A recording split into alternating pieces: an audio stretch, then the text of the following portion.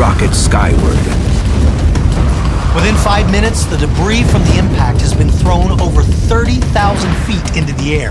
Some of the smaller pieces are thrown above our atmosphere, but are pulled back down by the Earth's gravitational pull. The plume of ash and dust begins to fan out across the horizon, carried by the jet streams. Halfway around the world, on the island of Madagascar, the dinosaurs go into panic mode. Their island has been spared by the fires, but the shockwave made by the sound passes directly overhead.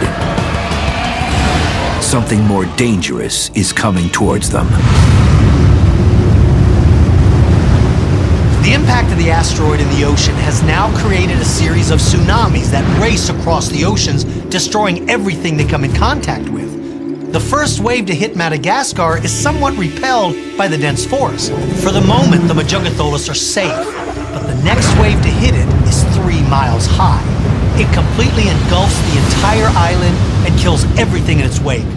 This island went from a dense jungle filled with life to a war-torn, lifeless pile of sand. In the Yucatan Peninsula, where there was once solid ocean floor, a 180-mile-wide crater now exists. A plume of fire, smoke, and ash billow into the sky and begin to fan out across the horizon. For the plants and animal life farther from the impact, it's just a matter of time. Trillions of particles thrown into space begin to re-enter the atmosphere and rain down on Earth. As they re-enter, they burst into flames. The rain of fire begins to ignite the remainder of Earth's biomass. The entire Earth is slowly being engulfed in darkness caused by the smoke and ash.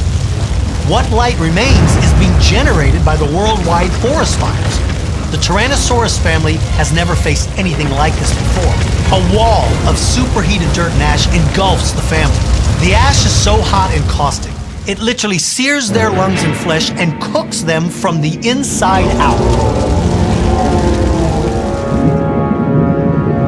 With the death and destruction brought on by the asteroid impact, it's easy to understand why dinosaurs and so many other creatures were wiped from the planet.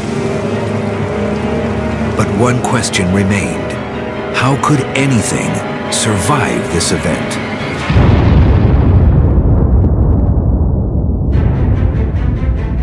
Although you have death and destruction on a massive scale, millions of plants and animal species still survive. There were places on the Earth that were somewhat shielded from these series of events. Animals that could live underground or could retreat to caves or even to the deep ocean were able to make it through the initial blast.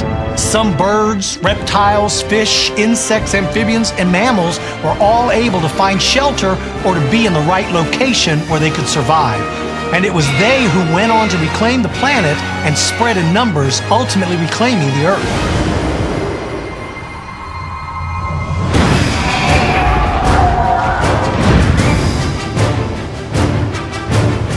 All modern life, including man, owes its existence to the Armageddon that unfolded 65 million years ago. Although millions of life forms died, those that survived would go on to inhabit every corner of the Earth and take their spots in evolutionary history, waiting for the next inevitable apocalypse.